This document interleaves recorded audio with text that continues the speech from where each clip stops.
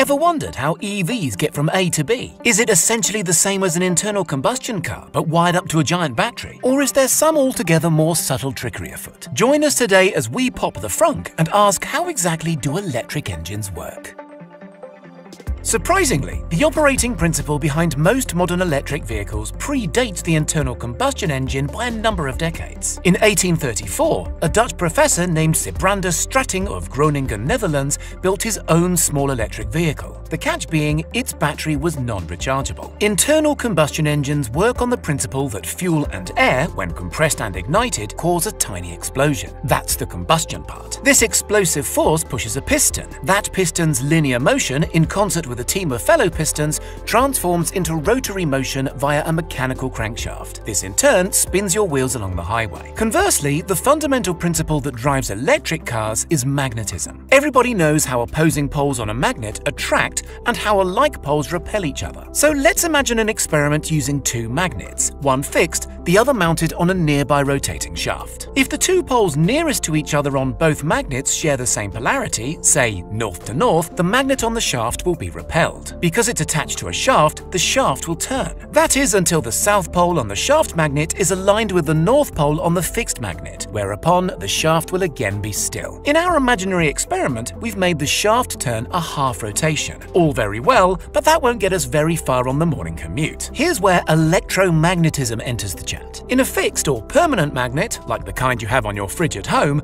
those magnetic poles are rigid and never change. North is always north, south is always south. On an electromagnet, however, which is essentially a core of metal coiled in electrical wires, this magnetic polarity can be reversed. Imagine one of our experimental magnets is now an electromagnet. If the south pole quickly flips over to north, the fixed magnet will yet again repel the moving magnet, rotating our shaft another half spin. That's a whole spin now. We're slowly getting there. For a basic illustration of how this polarity reversal works, imagine a very simple circuit involving a battery and a light bulb. Electrons flow in one direction from the battery, through the wires, to the light bulb, and back again to the battery. If we remove our battery from the circuit, flip it 180 degrees, then replace it in the circuit, those electrons will still flow around the circuit, just in the opposite direction. Either way, the bulb lights up. Electromagnets, like light bulbs, work whichever direction the electrons are flowing. But rather brilliantly, the polarity of the magnet gets reversed with the flow of electrons. So to keep our magnets in permanent repel mode, we just need to keep reversing the polarity of the magnet. How do we do that? One way would be to keep popping out the battery and flipping it around.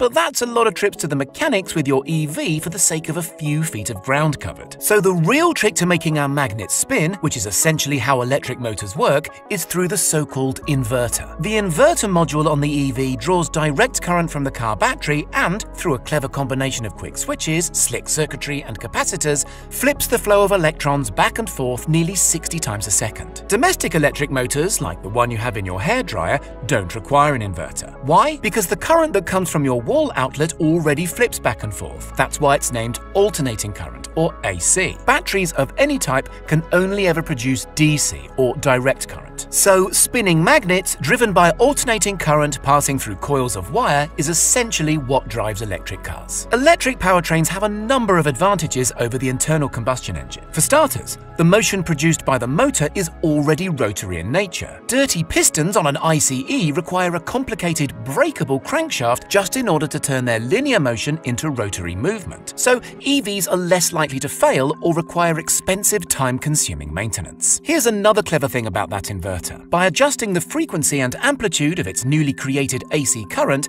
the vehicle's speed and torque can be finely calibrated by its driver. There's no such fine control built into an explosively hot internal combustion engine, which is why expensive and accident-prone additions like gearboxes are a tiresome necessity. Another nifty detail about any EV's powertrain is when the shaft-mounted magnet, or rotor in engineering parlance, is itself spun, it generates electricity. This reversal very handily recharges the car battery. How can the rotor be turned, you ask? With any hefty source of kinetic energy, like say a braking automobile, which is handy. This is, to be clear, a very simple overview. There's different types of electric motor, and refinements to the design are happening all the time. Not least at one particular Californian car company named for the 19th century genius who discovered the magic of alternating current by himself, Nikola Tesla. What do you think? Will your next vehicle be an EV? Let us know in the comments. And don't forget to subscribe for more